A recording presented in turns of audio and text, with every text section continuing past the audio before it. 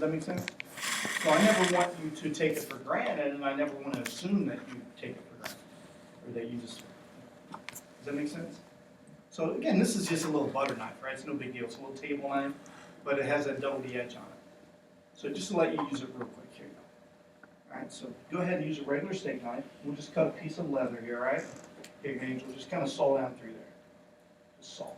Press real hard to salt. All right, go ahead and use Cutco there and just see if there's any difference at all, okay? See if there's any difference at all. All right. Try it out here. Just kind of saw it out through there. So it kind of gives it a little bit of a jagged cut. Just cut good to see if there's any difference at all.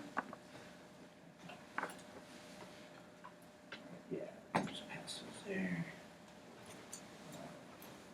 Here we go. Put the salt through there.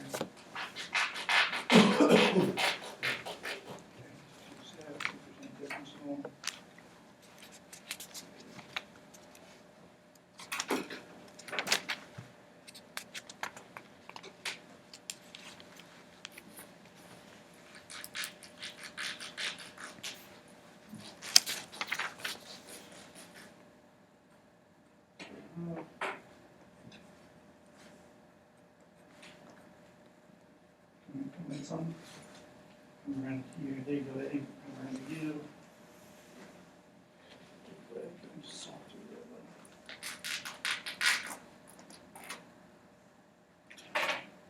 Just cut them, just kind of push down, just kind of push straight down, don't even really salt. All right, we're going to give Marv a test here. Watch what we do with Marv. Let's see if Marv can do it, all right? Just saw down through here, Marv. Okay, then go ahead and do this, and just push down and stop about halfway down, okay? Okay. All right. Right. So you got the idea, right?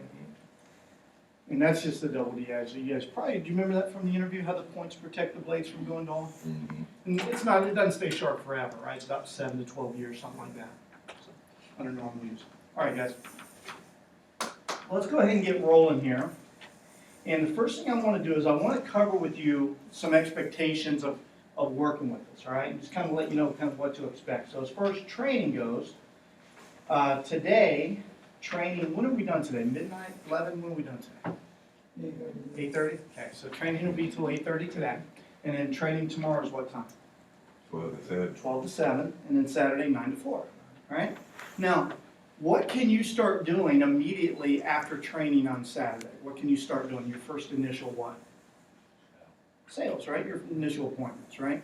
Do you think it would make sense to try to at least get in 3 or 4 appointments on Saturday rather than waiting till Sunday or Monday? Yeah. Yeah, why? The momentum that you can have when you leave. Exactly. You're going to be excited. You're going to have momentum, right? And psychologists have proven that the more you have more retention when you apply things right away. Right? It's kind of like a test for school. You wouldn't study a week before the test and then never look at the material again. Does that make sense? So depending on your schedule, what I encourage you to do is do as many appointments as you could Saturday after training, maybe Sunday afternoon, evening, Monday, whatever. Does that make sense? Just as many as you can. Now, if you have church commitments and things like that Sunday, that's fine. But what I'm talking about is look at your specific schedule and do as much as you can your first few days. Does that make sense? Because that way you're going to get momentum. All right? Plus you're going to start making money with the first appointment, correct? All right? So, all right. Now also, guys, there may have been a pay change of $13.50 or $15 or whatever. I'm going to, just so you guys know, all of you guys will be guaranteed at least $15 an appointment. So if you're told $13.50 in the interview, don't worry about it. It's going to be $15. Is that okay with everybody if I bump it a little bit? Now, the reason is over the last few weeks it was a little bit of a change to $13.50 because we work with so many students in the summer. We lowered it to $13.50, but the reality of it is if you're told $13.50 or $15, it doesn't matter, you're at $15. Cool? And you know what else, guys? The reality of it is most of you are going to make more anyway. You know, that's just nice. That's a guarantee for you. Okay? All right, so pretty simple. Let's go over 5 expectations I have of people I work with. Real simple. These are what I call Raleigh pilot expectations, or 5 expectations of being, in this office and, and working here. All right. Number 1 is that you have a positive attitude. Number 1 is you have a good attitude, positive attitude.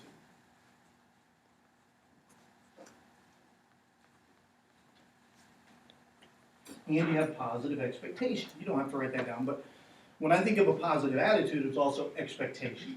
Okay, and what that means is you expect to do well. And you carry yourself in a positive way.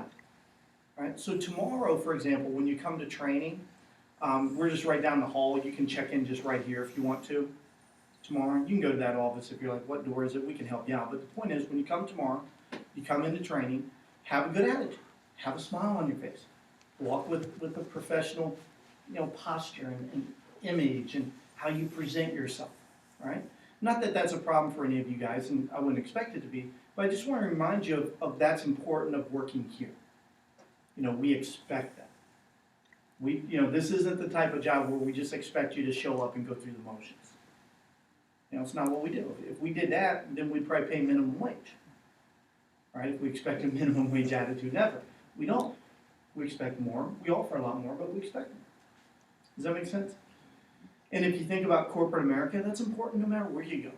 If you're talking about a professional job, not a minimum wage job, but a professional job, it's important. Your attitude is important.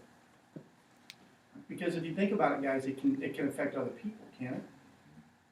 Have you ever been around somebody that's always negative? It can bring people down. Hence the word X. All right. So anyway, my point is that it's a positive work environment. Sometimes, by the way, you got to fake it a little bit because sometimes you're not in a good mood. Sometimes you didn't have a good day.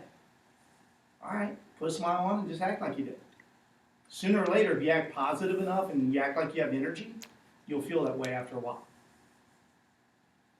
Does that make sense? So it's real important. So when you come in tomorrow, just leave your problems out. See, I start talking about attitude, even the beatbox there, knows. Tomorrow, when you come in through the door, just leave your problems out there.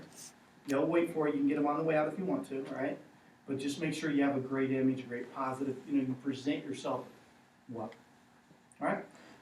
By the way, if you ever need to talk to somebody, a manager, about a problem, that's okay. I'm not telling you you're gonna have great days every day. You're gonna have challenges here just like anything you do in life. So if you need to talk to, one of the managers in the back of the room, or myself, or whoever, that's fine. Just pull us aside before training, after training, before a team meeting, after a team meeting, and do it one-on-one. Don't bring that stuff up in a group, because that's what can negatively affect other people. Make sense? All right, so that's number 1. And number 2, by the way, when I say positive expectation, what does that mean? I mean, you expect big and better things from people. Expect to do well, right? When our representative goes on an appointment, they expect to make a sale. It doesn't happen every time, but it's an expectation. It's kind of like, if LeBron James goes up for a shot, he expects to make the shot. Even though in a game situation, he may only make, on average throughout the year, about 50 to 60% of them. All right? Or Steph Curry, or whatever example you want to use. All right? Does that make sense? They only make about half their shots. That's but good. Yeah, you're right. But the expectations there, what? Make Every time. Does that make sense? It's not like they would say, well, I'll miss this shot, but make the next one. No, they expect it every time. Does that make sense? All right, number 2. Number 2 is just to be responsible and make sure you follow through.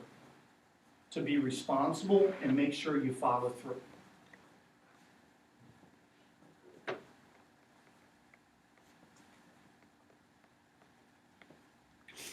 To be responsible and make sure you follow through. Okay. Now, what that means is this, is let's say Malcolm says, hey Larry, I'm going to do X amount of appointments this week. Whatever the number is, let's just say 20, right, as a random example. Well, then that's what I expect Malcolm to do, because he said he would do that. Right? If he says he's going to do something, just like if I tell you I'm going to do something, you expect me to follow through. Does that make sense? So, the way I work with people, guys, is very straightforward. What you see is what you get. I'll be straightforward with you on expectations and what I expect and us working together. And if I tell you something, I'm gonna follow through with it. I'm not saying I'm not human, I'm not saying I couldn't forget something, right? But I'll have every intent of following through, right? Just like if you tell me something. And the way I work with people is I tend to trust people until they give me a reason not to trust them. Does that make sense? Just the way, I may be a little overly trustworthy with people. That's just the way it is. All right? So if you tell me you're gonna do something, do it. Let's say you said you'd be at the office at a certain time to make phone calls to set up appointments before a meeting, let's just say. Right? And you said you'd be here at 7 o'clock. Well, if it looked like you're gonna be a few minutes late, maybe it's only 7:05, what would you do? Call it just only that. Yeah, call and just give us a heads up, even though it's only 5 or 10 minutes. Why? So it's responsibility. Yeah, because you said 7, right? And your word is your bond, right? Does that make sense? Because have you ever had a friend of yours who maybe they didn't have bad intentions, but they didn't really follow through with things they said a lot? And ultimately they lied because of that, right? Because they said they'd do something and didn't do it. You ever have somebody like that? And you know that maybe they didn't have bad intentions. But have you ever had somebody like that and it got to a point where they would say something and whether you did it physically or not, you just kind of rolled your eyes like, okay, right. You know what I mean? Right? And see, we don't want to have a business relationship like that. We can't have one like that. Because our business relationship, just like any relationship, starts with some trust. Does that make sense? So, pretty simple. All right. Number 3 is to do your best and never go through the motions. To do your best and never go through the motions. All right. To do your best and never go through the motions.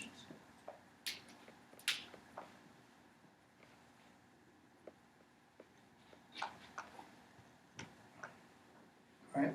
We're going to do something in training that's called drill for skill or role play. What if I told you that before you ever do anything for a customer, we're going to practice in here first? Would that be good? Yeah, that'd be good, right? When you want to practice first. And what if I told you it's okay if you mess up? Is that even better? All right, that's okay. We got 3 days to mess up. No big deal, right? And by the way, I'm not going to have you come up here in front of everybody and do it for the group. What we'll do is myself or one of the Justice twins or Joel or whatever, when we teach you part of the presentation, like a page of it, we'll say, okay, let's have you two match up, you two, and let's just role play it back and forth a few times. Does that make sense? Yeah. But here's what I want you to get out of this, is that, we can mess up for a few days, we're training, it's okay. But when you have an opportunity to do part of that presentation, you should act like it's for real. In other words, you want to act like it's a real customer. You want to do your best. Right? You may have heard a saying that practice makes perfect. Right? Well, I think practice can make permanent. Meaning, if you practice and you're doing it sloppy, going through the motions, then that can develop bad habits. Does that make sense? So practice doesn't make perfect. It depends how you practice. Right? So do your best. Never go through the motion. When you go show this product to a customer,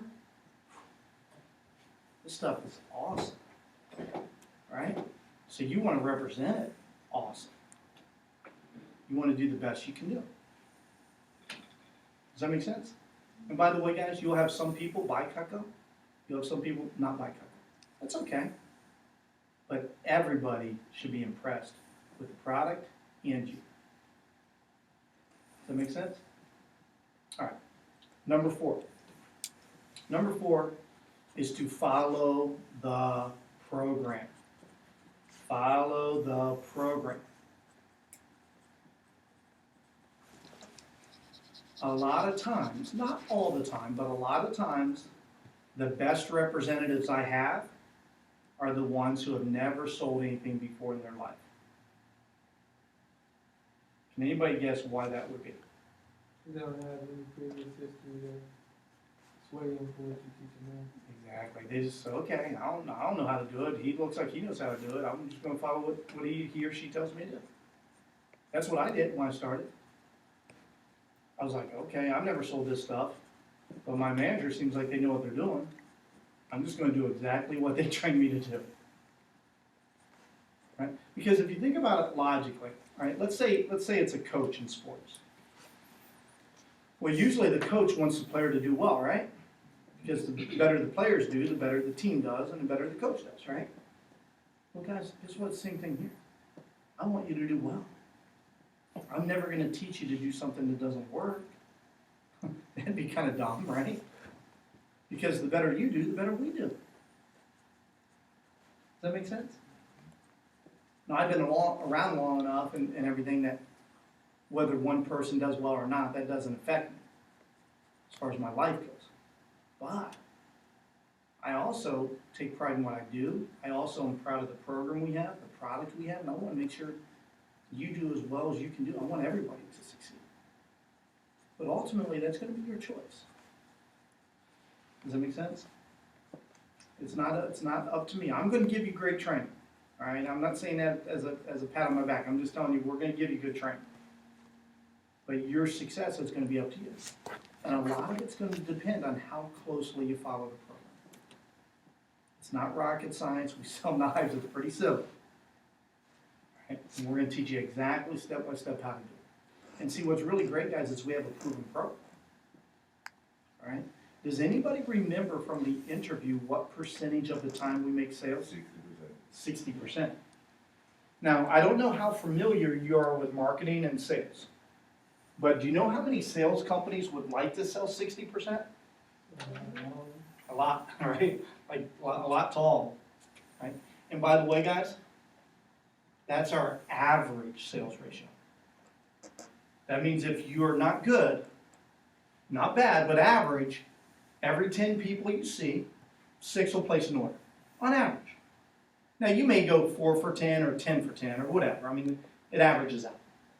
Does that make sense? Does anybody remember what the average order size is? Is it $250? It is $250. Our average order. Okay? That's the average sale. Now, we can break that up over a few months for a customer if we wanted to, or if they want us to, for like $80 a month, $85 a month, that's fine. But the point I'm making, guys, is we're not selling a $50,000 automobile. Even though Cutco's the best of its kind, and they can get larger packages, like this right here, this homemaker set, right? This is not $250. $250 is a few knives. Does that make sense? But they could get one knife, or they could get a homemaker plus 8 set. You know, they could spend a couple $1,000s or $50. Right? It depends what they want to do. Does that make sense? But the bottom line is, guys, if you look at our average sale, $250, who could afford that? Married couples. Pretty much anybody that's a married, that's somebody we would show it to. Does that make sense? I mean, heck, there's probably a lot of college students, if they saw something they really wanted for a couple $100, they could afford that if they wanted to. That's not who we sell it to, but the point is, pretty much anybody could afford a couple $100. So it's a product, if you think about it, that's the best of its kind, that a typical customer would use how often? Every day. And it's guaranteed for how long? Yeah, forever. For their lifetime, they can even pass it down to grandkids. And it's still guaranteed.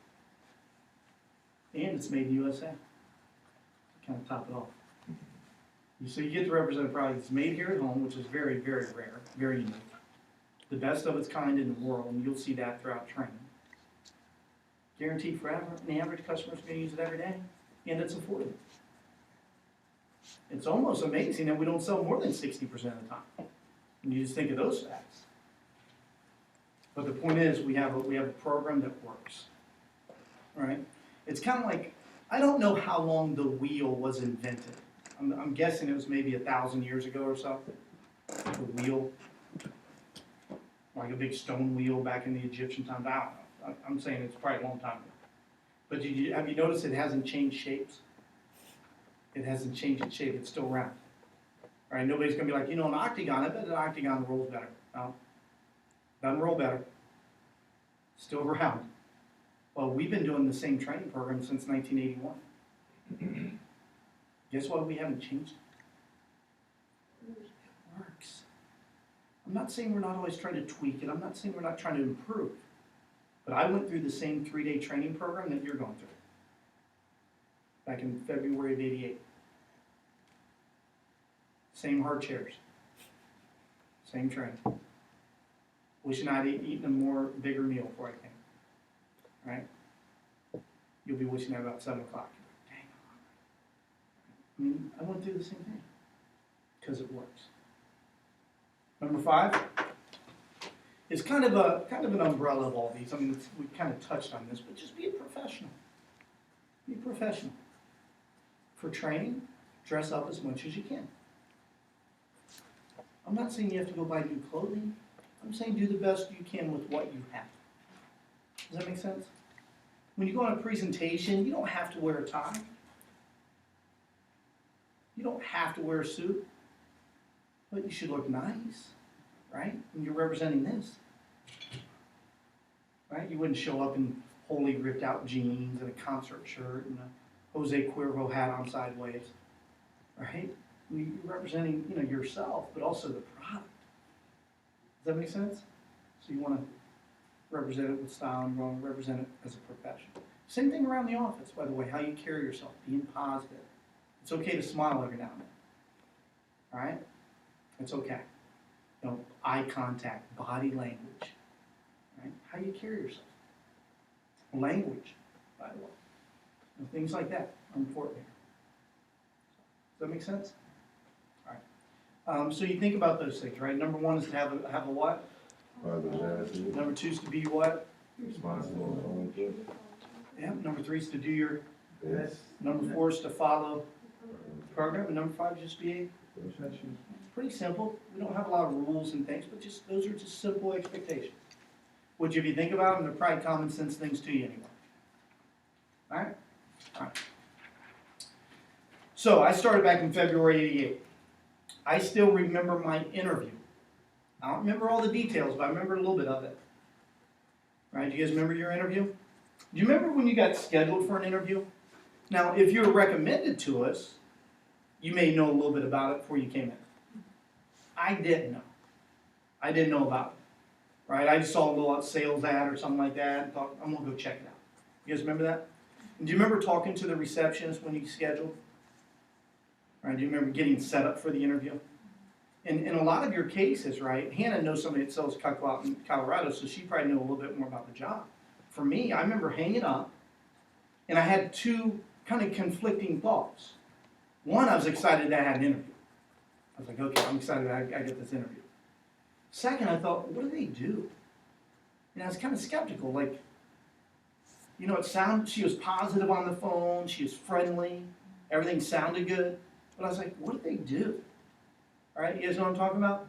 So I came into the interview with kind of a little bit of a chip on my shoulder, a little bit, kind of like, not really a chip, but a little skepticism. And I remember in the interview, my manager pulled out a pair of these. Remember that? And what did my manager do? Got the pen. Wow. I couldn't believe it. 27 years later, I still remember that. I was like dumbfounded, like, what? Like, did I just see that? I kind of checked the penny out, make sure it's real. I was like, oh my goodness. And then remember the rope and the leather and everything? I was like, man, this stuff is pretty good stuff. And I remember I was kind of getting excited about the knives. Now keep in mind, I was 19 years old. I didn't cook at all. And I was getting excited about the knives. I couldn't believe it. And then I loved the program. Remember the interview, how it went through everything in the program? Like, we have training, and we start with people we know, and we work from recommendation. Remember that? I was like, man, this all makes sense. Because, one, I'd want to be trained. I never sold anything before. Number 2, I'd want to get some practice in with people I knew. Like, I would probably do that anyway. And the fact that the company's going to pay me for it, that makes sense. That's cool. And then I never wanted to cold call somebody. So I get to work from personal recommendations. And I figured once people saw this product and how good it is, yeah, they'd recommend it. I mean, it's kind of human nature to talk about something that's a phenomenal experience. Right? Like if you go to see a great movie or a great restaurant or whatever, you probably tell a few people about it. Does that make sense? So at the end of the interview, do you remember meeting with the manager at the end? I was kind of nervous. It was one of my first jobs I ever had. I mean, I had a couple jobs before that, but nothing like this. And guys, when I was interviewing with the company, I mean, I was pretty much right out of high school. Pretty much right out of high school. Right? What I care about, I wanted a job where I can make some money and get some experience. That's it. But I was nervous. I remember talking to the manager afterwards, my hands were all sweaty. You know, and I'm like, oh, I'm good with people. He asked me why, I should select him or why he should select me, right? And he's like, hey, congratulations. Shook my hand. I remember I wiped my hand off real quick because it was all like sweaty. I was like, shook his hand. I'm all excited. And I lived about an hour away from the office. Right? This is up in Dayton, Ohio, which is a town in southwest Ohio. So I lived about an hour away from the office. So I was driving home, all excited, right? And I lived in a little one-bedroom apartment with my brother Bob. I slept on the couch. He's about 10 years older than me. And my brother Bob, right, I love him because he's my brother. But we're not very alike. He's negative, he's pessimistic, he knows everything, right? And so I go home and I tell my brother Bob I got the job. And what's my attitude? I'm what? I'm excited, right? I'm excited. Not thinking real clear, but I'm excited. So he says, I go, hey, Bob, I got the job. He's like, great. All right. I'll never forget this. He only charged me back then like $25 a week. He's like, great, I'll charge you more. What are you doing? And without really thinking clearly, guess what I said? That's what I said. Trevor, exactly. I go, I'm selling knives. All excited. And he looked at me, he's like, you're what? Like selling knives. And then it dawned on me how that sounded. I'm like, well, I go, you don't understand. These aren't like ordinary knives. These are like super knives. They cut rope, leather, pennies. He's like, you saw a knife cut a penny? I'm like, well, actually, the scissors cut a penny. And at that point, he just laughed at me. He's like, you're an idiot. He goes, nobody's going to buy any knives off you. He goes, really? And I'm from a real small town. So I'm from a real small town with not a lot of money. It's like a little farm town. He's like, nobody in this town is going to buy any expensive knives off you. He goes, you need to go get a real job. And what happened to my enthusiasm? Kind of burst my bubble a little bit. Right? I was kind of like, oh, I'm an idiot, huh? And I was like, man. And I was like, man, you don't understand. I know what I saw. Right? Did anybody get any reaction like that at all from anybody? Yeah, Anybody have a relative or friend or family or something? Yeah, I told one of my friends, seen y'all cut a penny. I don't think he still really don't believe it. He got to see it. Yeah. Yeah, he's like, whatever, right? I was like, cut a penny. Anybody else get a hard time from boyfriend, girlfriend, mom, dad, anybody? Not too much? No? Did you get a little bit? Any reaction like that? No? Cool. If you didn't, that's cool, right? That's good for you, right? I did, though, right? And my friends were giving me a hard time. See, because I tried to hide what I did because my brother kind of burst my bubble a little bit. So I told my friends, I was like, yeah, I'm a businessman. I'm a marketing representative.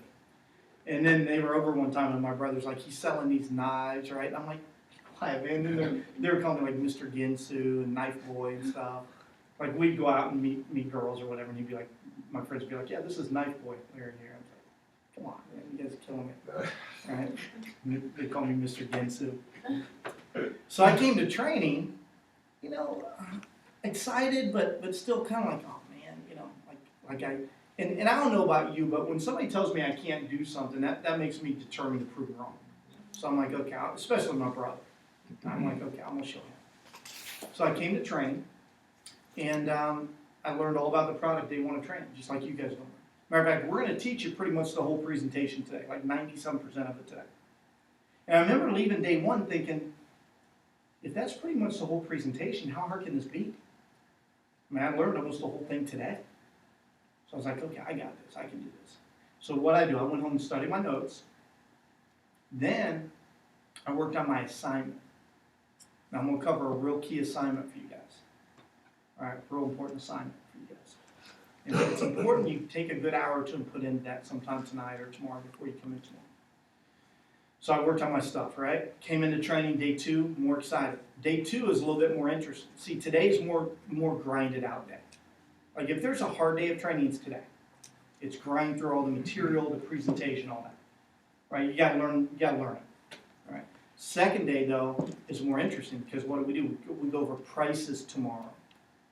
We go over different options for customers tomorrow. A little bit of consumer psychology, right? Which to me is kind of more interesting than just the presentation, right? What can the customer get? How much does it? All that stuff. Plus, we're going to cover something tomorrow called your Fast Start, which is a really unique program, a contest I'm going to tell you about here a little later. Okay, really cool. Also, guess what I'm going to do tomorrow? I'm going to teach you how to schedule appointments tomorrow. Do you think that'd be good?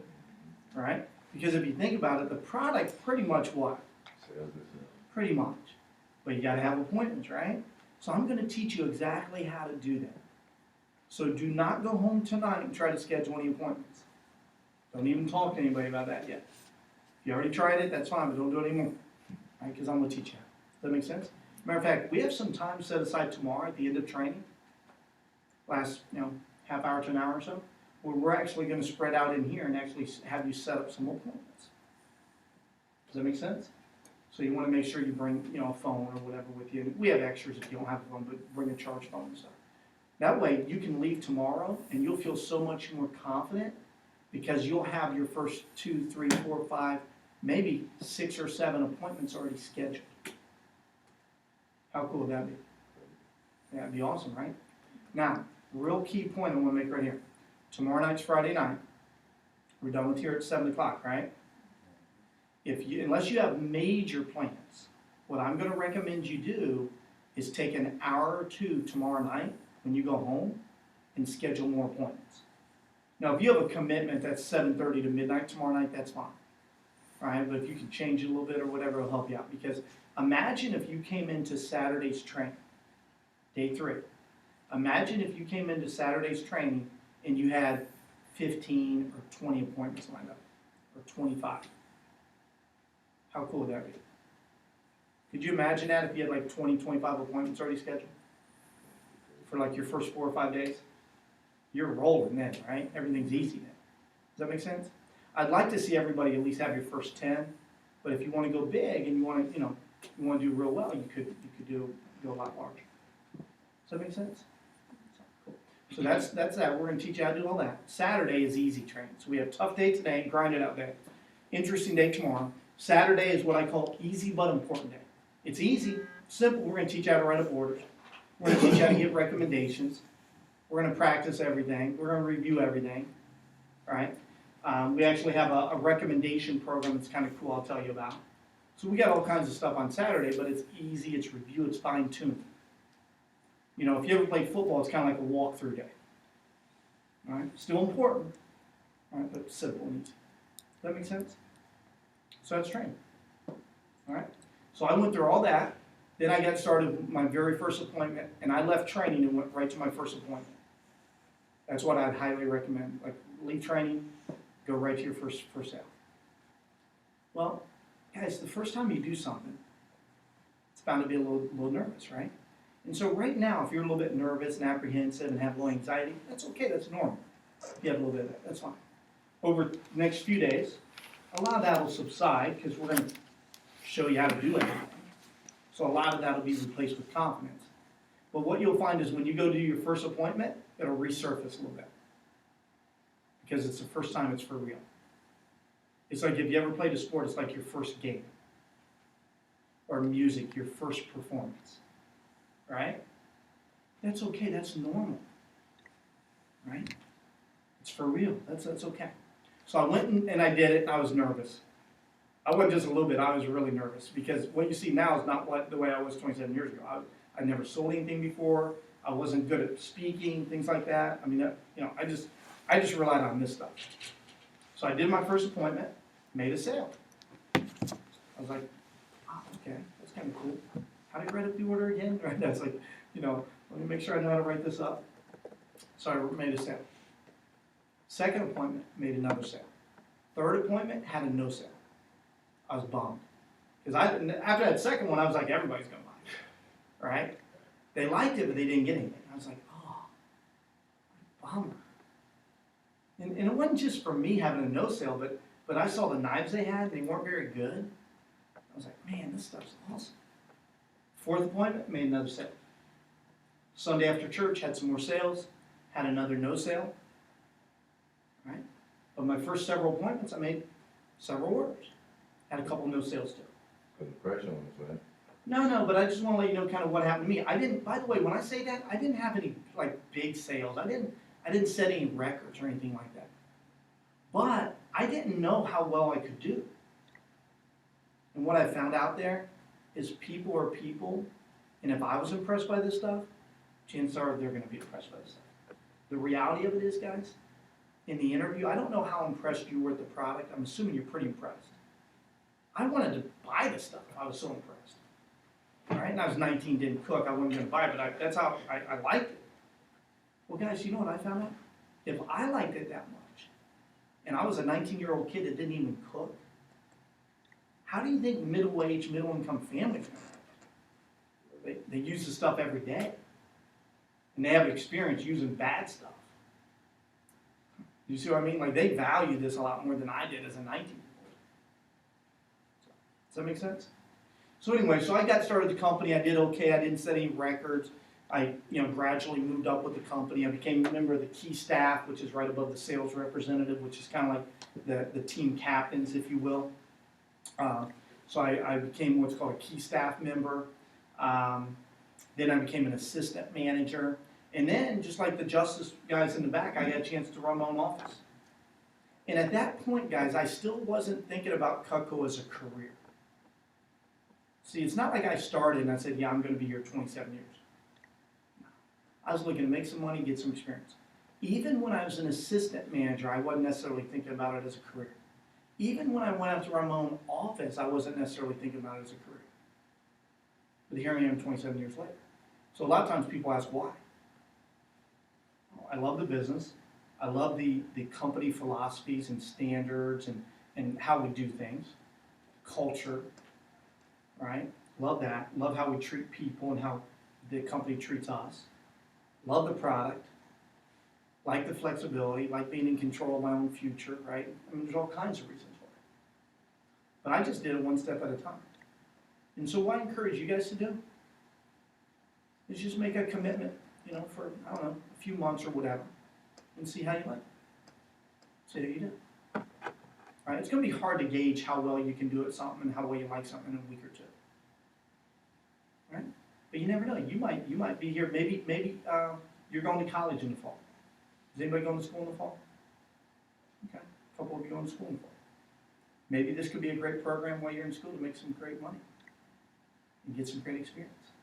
Maybe you're interested in advancement right now. Well, there could be some advancement opportunities. Maybe you want to pursue a music career, ministry, things like that. And this can just be a vehicle that can help you. Right? The great thing about our program, guys, is whether it's full-time, part-time, whatever, there's something for everybody. It's kind of like a buffet, right? You kind of go through the buffet and pick what you want, right? Well, hey, you might be full-time this summer, part-time in the fall, or something like that. Or you might be full-time year-round, or maybe part-time year-round, because you have other things going on. That's fine as well. What I'm going to recommend you do is do the best job you can do while you're here. Take it a few months at a time. I think you'll like it. I think you'll get a lot out of it. But you're only going to get out of it what you put into it.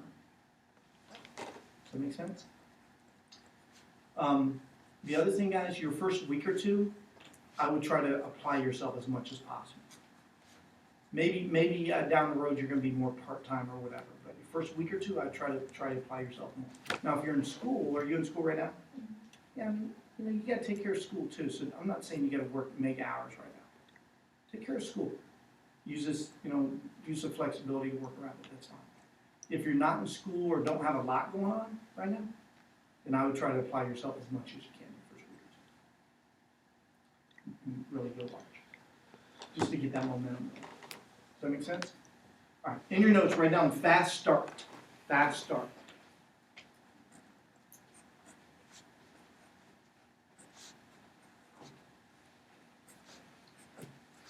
Fast start.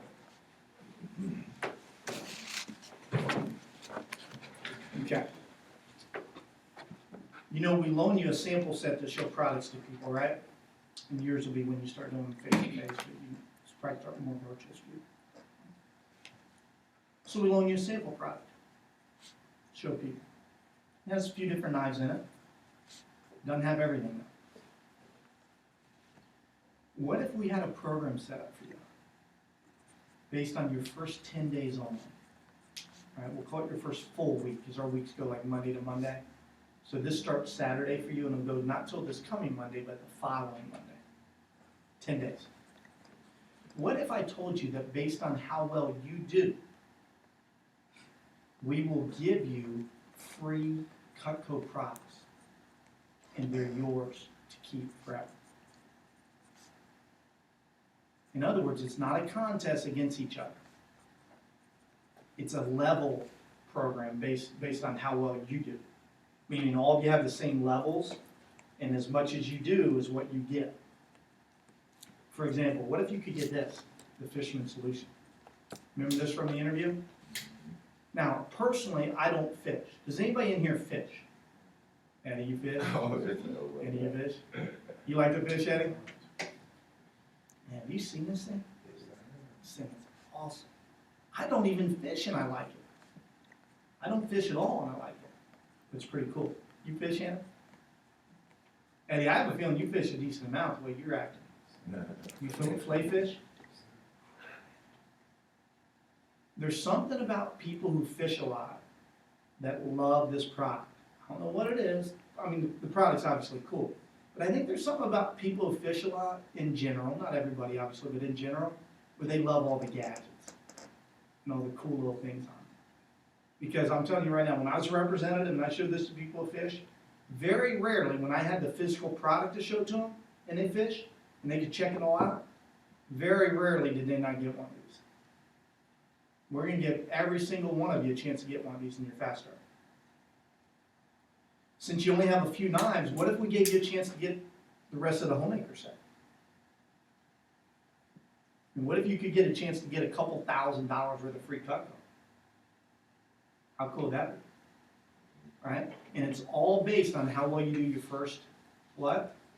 10 days. It starts Saturday at 4:01 Eastern Standard Time. Does that make sense? So I just want to let you know that. So again, you know, based on what your schedule is, try to do as much as you can your first several days. By the way, why would our company spend that kind of money giving our people free products when they're brand new? To show appreciation, and it'll give you emphasis to want to sell more because you've seen it for yourself just how good it is. Yeah, there's really a few different things in there. Is it Melvin? Wow. Marvin, I'm sorry. Marvin and Malcolm. Okay, Marvin. There's really a few different things along there, right? Did you hear he said incentive to do well? If you have a chance to win a bunch of free Cutco, maybe you do some extra appointments that maybe you weren't planning on doing. Because you only have one chance in your career at this. Also, when you get more stuff, you're going to see firsthand because you can use them at home, right? You can use it, even the stuff we loan you, you can use it at home. Matter of fact, I want you to use it. Right? So you see firsthand how it works, right? So when you have more stuff to use at home and more stuff to show people, typically the better you do. Does that make sense? So that's pretty cool. We're going to go over details with you tomorrow and show you exactly what you can win. Like if you do this, you win this, you win that and stuff.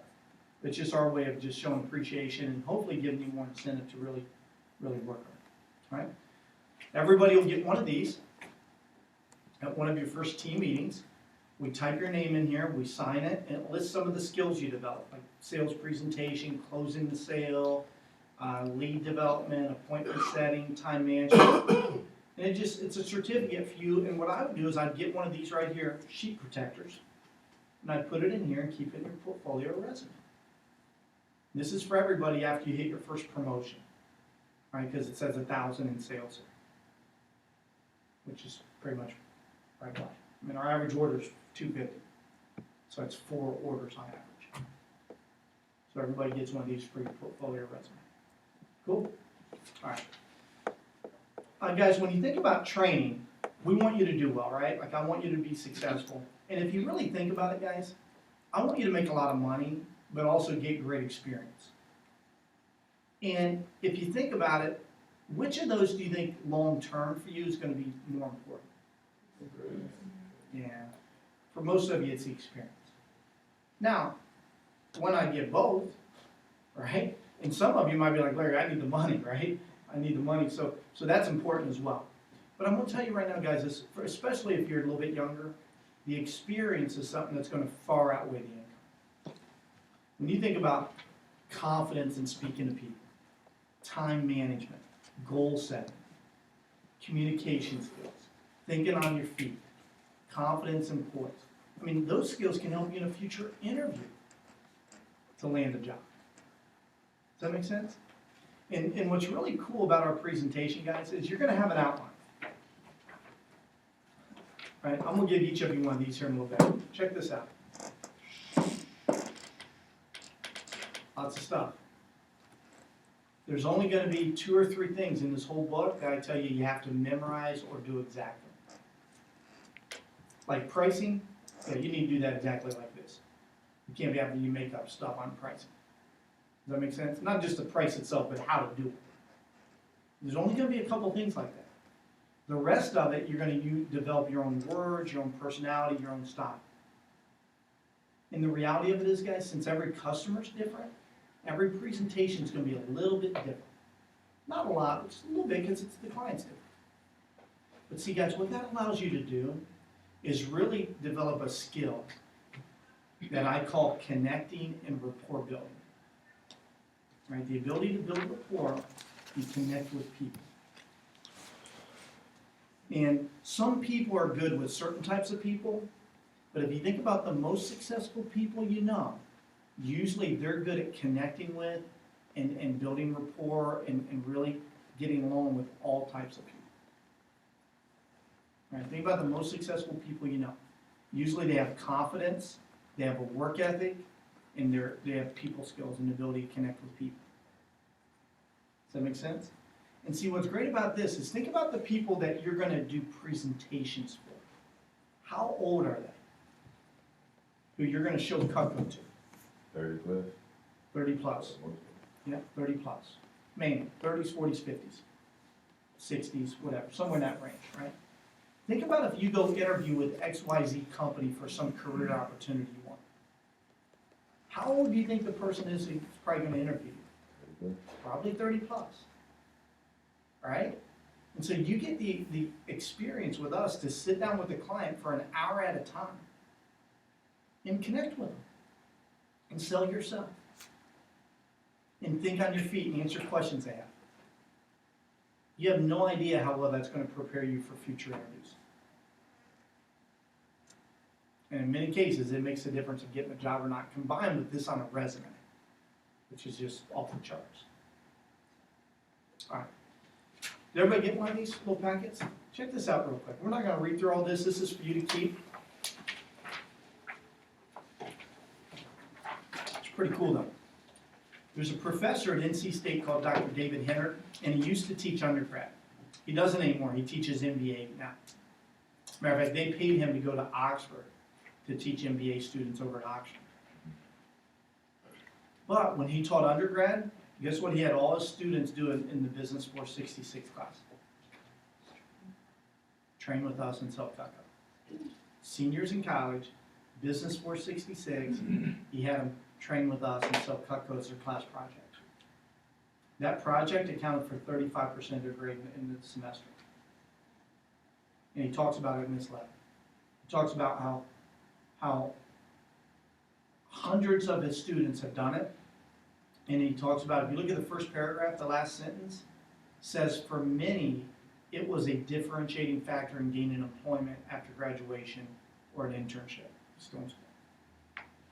He had all his students come back to him, like a lot of them come back, not all, but a lot of his students come back to him, and they were like, this project, this little project, is what was talked about in my interview. Matter of fact, I had somebody send me an email that graduated from Hennard's class and went on and got a job with the Indiana Pacers marketing department.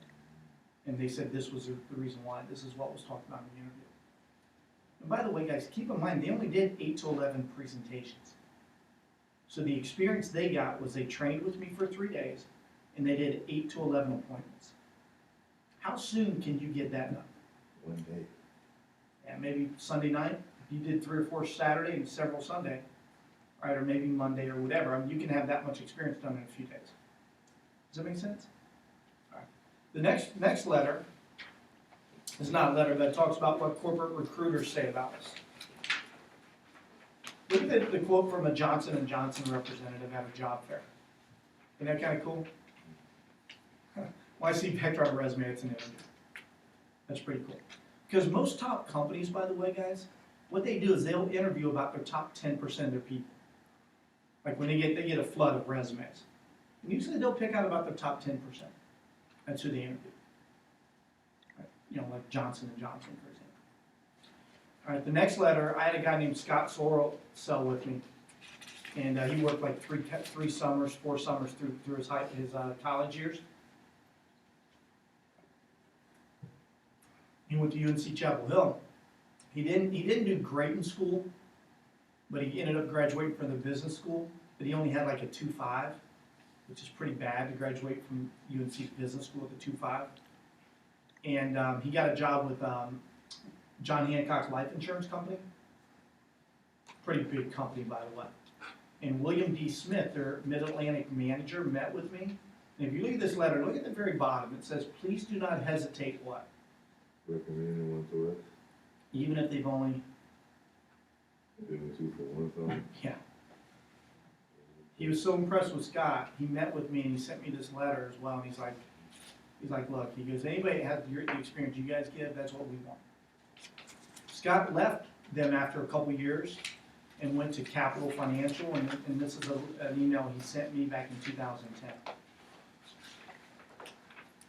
He just talks about the skills he developed. And then look at the second to last paragraph. It says, our firm currently what? Yeah. And then the next letter is really cool. It's from a girl named Elena Grossman. And she sold with me for a few years before she graduated from Chapel Hill. And this is a letter she sent me back in December of 2007. But it's really cool because the top, the bold-faced print says, why Cutco got me my medical sales job with Johnson & Johnson. They interviewed 300 people and 12 get it. She was one of the 12 people nationally who got the job. I like at the very bottom, it says somebody asked her on one of the interviews. She went through like 3 or 4 interviews with Johnson & Johnson. And on one of the interviews, the very bottom of the first page, somebody asked her about saving money. And she said, well, I maxed out my Roth IRA since I was 19. And I have money in mutual funds. Because one of the things we teach our people is savings and investing and things like that. Matter of fact, the next page is kind of funny. She was a college kid, and somebody, like the third paragraph down, somebody's like, when somebody asked me in an interview, how much money did you actually make selling knives? It's nice to smile and say, well, in 4 months I made 19 grand. So that was kind of cool. All right. Then the last one is a letter from a parent. All right, the last one's a letter from a parent. The reason I give you guys this, two reasons, real simple. Number one, for you to keep with you. If you ever have a relative of yours or somebody who's maybe questioning the experience or something like that, you can have them just read this. There's no way somebody can read through this and not understand the value of the experience. All right? The second thing, guys, is hopefully, even as we just skim through a couple of these things, it adds value in your mind to what you're doing. Because I'm a big believer in appreciation. Big believer in that. And I believe what you appreciate, appreciates. And some of you will get that later. But I'm a big believer in appreciation.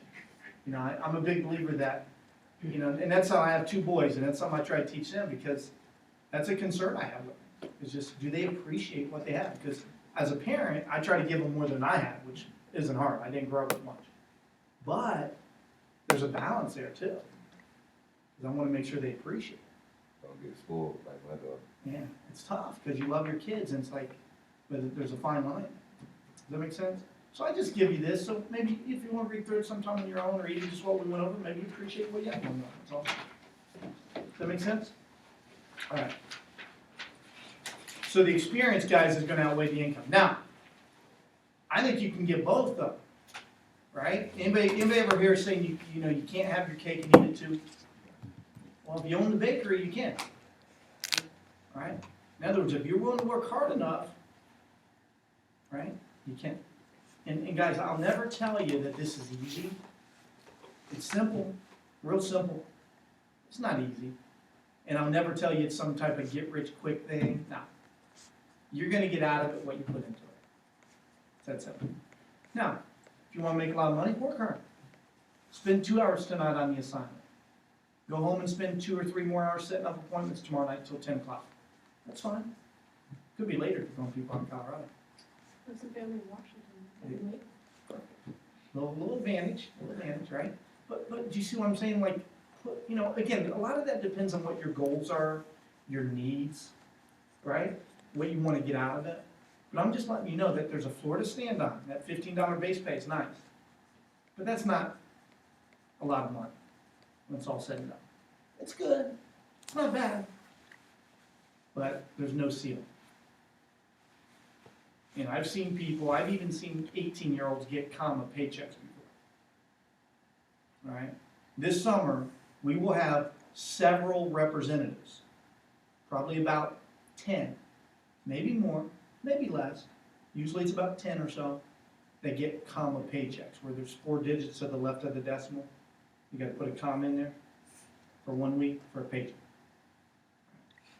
So my point is, hey, if you're willing to work hard, get the rewards. That's okay, right? It's not about the money, guys. The reality of it is, the only time you worry about money is if you don't have it. But if you're gonna do the work, why not get all the rewards you can? Right? I don't think anybody came here to work for free. So why not make a lot?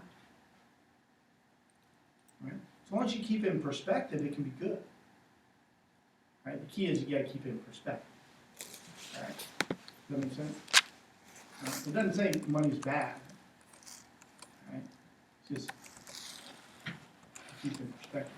I mean, there's some good things you can do with it if you keep it in perspective. Whether it's providing with your family, whether it's mission work, whether it's, for me, one thing I did is I like the fact that I could buy nice Christmas gifts for my family for the first time ever. When I was like 19 years old because of cut. Back then, it was 27 years ago, I still remember I took like $700. I got my little brother like 6 things. I went overboard, but I was excited. Because I never had any money to buy my family any decent Christmas gifts. I was nice I didn't have to get my mother another pair of mittens. That's an Ohio thing, little mittens. You see what I mean? So, anyway, my point is, guys, hey, you're going to get out of what you put into it, but it's nice to do well. Remember, see that thing says have a fast start, right? Those are people that had, there's some names covered up, but those are people that have had over a $10,000 fast start. What that means is they sold over 10,000 their first 10 days. So that's kind of cool. Right? Well, if you do the numbers, like let's say you didn't have a 250 average order, let's say you had a 333, and you wrote up 30 orders. That's 10,000, roughly, 99.90. You get the idea. Does that make sense? So it's just, a lot of it's just work habits, a lot of it's, good people to start with, things like that. Right? But, that's kind of cool. By the way, those people, the first 10 days on the job, which we just call it the first full week, even though it's a week and a couple days, those people, if you do the math with the promotions, all made $2,000 or more. But when you sell $10,000, you make $2,000 because of the promotions. Remember that from the interview, how you get a 15%, 20%, 25%? So when you do the math, $10,000 equals $2,000 in income exactly. So those people all did that the first 10 days. It's kind of cool. And then they're at 30%, by the way. Could you imagine if you did that your first 10 days and the rest of the whole summer you're at 30% of whatever you sell? That's kind of cool. All right. Couple things here, guys. First of all, be aggressive learners. Take a lot of notes. In the interview, we tell you not to ask questions in the interview. Remember that? Like, don't go asking questions, we're going to tell you everything, right? Here, questions are good. Questions are good. The only thing I ask in training is keep them pertinent to what we're covering. Does that make sense? Keep them pertinent to what we're covering. Second thing, restrooms are right down the hall. All right? You can use the restroom whenever, but what I would do, guys, is try to make it when there's what I call a break in the action. Okay, what do I mean by a break in the action? I mean, we're practicing the material. Role playing. That's a good time to use the restroom. Right? If we're in the middle of teaching you something, you don't wanna use the restroom because you might miss something. Plus, if people are coming or going, whether it's using the bathroom or answering a phone call or something like that, it's distracting. So there'll be time where you have little breaks if you need to check a text or check a call or use the bathroom or whatever. Does that make sense? You can eat and drink in here. You can eat and drink in the middle of training, in the middle of us teaching you something. That's fine. So if you brought food, drinks, whatever, that's okay. If you didn't, bring it tomorrow. Bring your lunch tomorrow. That's fine. Okay? There's vending machines right here. There's a couple more down at the bottom of the stairs. Feel free to bring food and drinks in here. That's fine. All right? Be early tomorrow. Be here 11:45, 15 minutes early. Be an aggressive learner. And, you have one chance to go through training. One chance. That's it. What you get out of it's going to be what you put into it. But realize that how well you do in training will affect how well you do on the job. This isn't a typical job where you just show up and punch a clock and do what we tell you to do. This type of job where you can get out of it what you want to get out of it, and so how well you do the next few days will affect that. Does that make sense? You guys ready to roll? All right. Let's review real quick why we do what we do.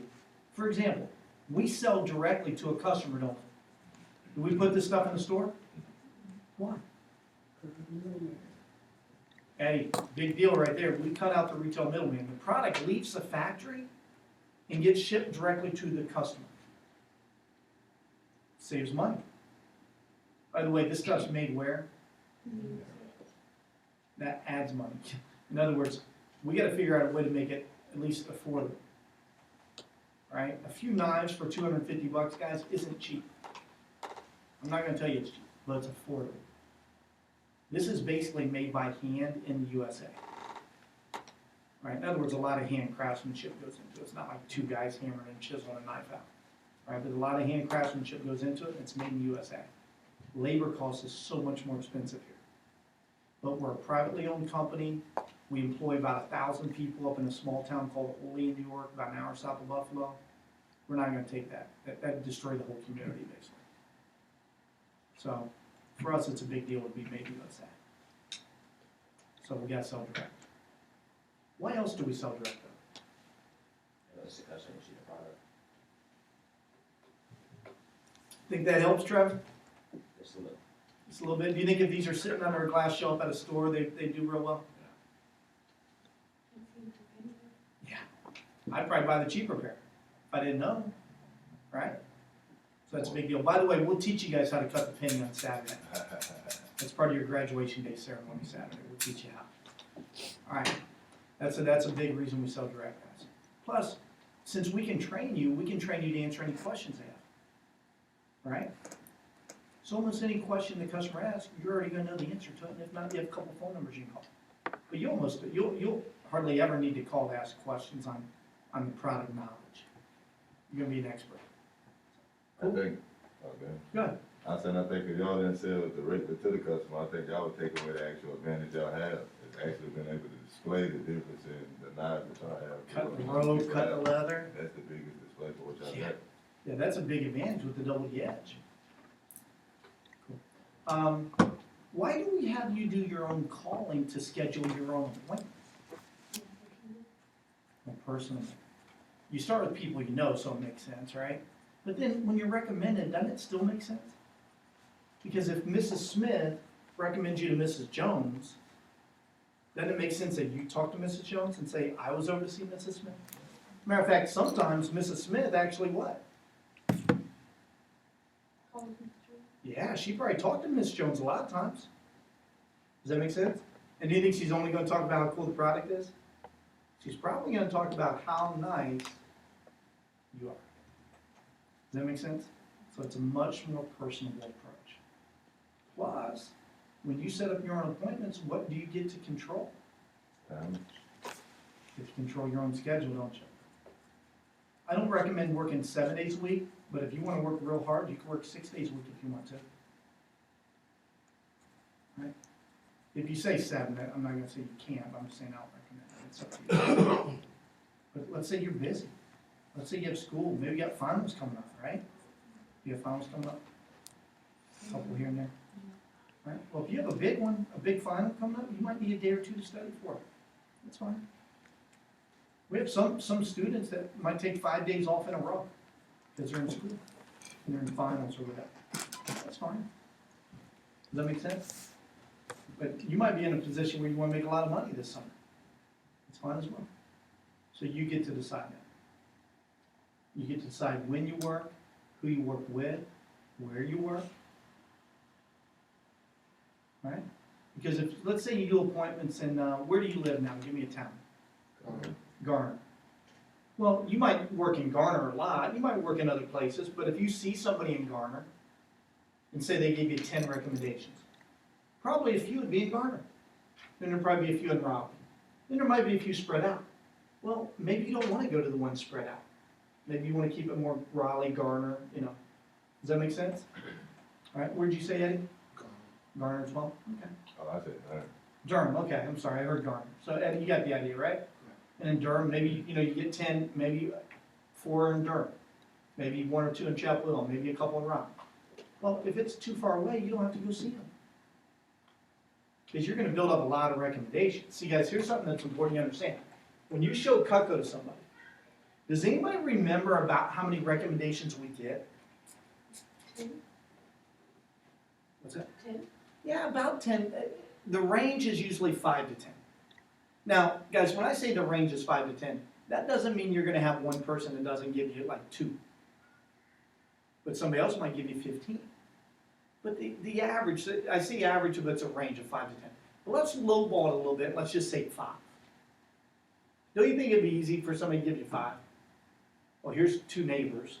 Here's a couple of my good friends, and oh, I know this person loves to cook. There's 5. Does that make sense? So let's just say you did 20 appointments. And let's say you did those with people you know. Now, if you really think about it, you probably see a lot more than 20 people you know. Does that make sense? Let's just say it was 20. Now, you can do more, by the way. We don't limit you, right? You understand you can do as many as you want with people you know? You guys understand that? Well, let's just say 20. And let's say you only average 5 recommendations. How many people that are personally recommended to you do you now have? You now have 100 people recommended to you.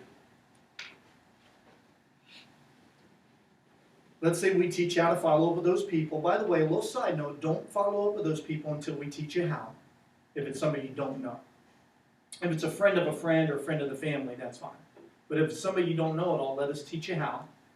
There's a little approach. You say, I was over to see your friend so-and-so. She thought you might be able to help me out, blah, blah, blah. All right? Let's say over the next few weeks you follow up with those 100 people. Well, do you think you're going to reach every single one of them? No. No. And do you think every single one of them is going to see you? No. Let's say half. Let's say you reach, you know, if you try a few different times, you probably reach like 70 or 80 or 90. Let's say you schedule 40 or 50 appointments. Let's just say 40. Low ball. You with me? So let's say over the next couple weeks, you see 40 people here. Let's say you only average 5 recommendations per still. How many recommendations you now have? 200 people personally recommended to you. Guys, what I'm telling you, and if you just do the math logically, you understand this. Within 3 or 4 weeks, you should have more people than you can possibly see. Does that make sense? Because you're going to see, let's say, 80 of those people. Now you have 400 recommendations. That's if you don't get any better at getting recommendations and you only average 5 still. I can teach you how to average more than 5. Does that make sense to everybody? Okay. So that's why we have you do your own call. Plus, guys, if you think about it, that gives you a multifaceted experience. You get good experience talking on the phone skills. In today's day and age, I think that's one of the most important skills, especially for young people to develop. Because guess what young people don't do very much of anymore? Talk on the phone. You don't do that, do you? What do? Text. Does that make sense? So phone skills are still an important skill to know. You combine that with face-to-face skills. That's another reason why we have you do it on your own. It just fits, it works, you know, but it also helps you develop those skills. Now, lastly, Why do we start with people we know at first? A lot more comfortable. A lot more comfortable with people you know.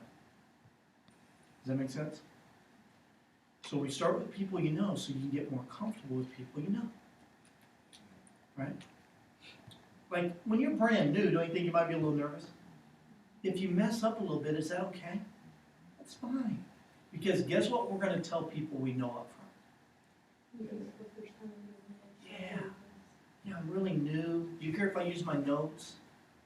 Right now, if it's a virtual, they don't know, but you know, right, because it's online. But if it's face-to-face, right, do you care if I use my notes? They're going to be like, no, that's fine. I'm new, I'm just going to use my notes. Is that okay? Yeah, sure. Plus, guess what else? We tell people we know up front. We say, hey, I'm new at this. I need to get these appointments in for training. So you don't have to buy anything. Because I get